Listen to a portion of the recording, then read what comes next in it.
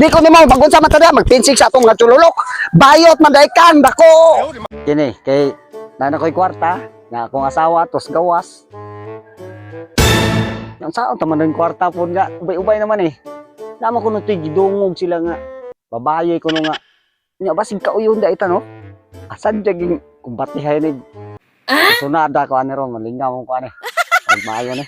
Pero suroy puta ginagmay pud kay para dili kita layan da.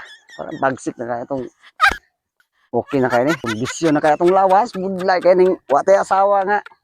Ika ananaan na. Ngita po taglain kay para ma-enjoy po ta ba.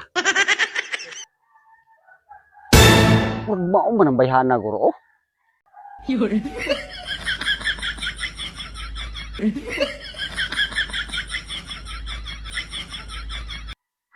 Ini.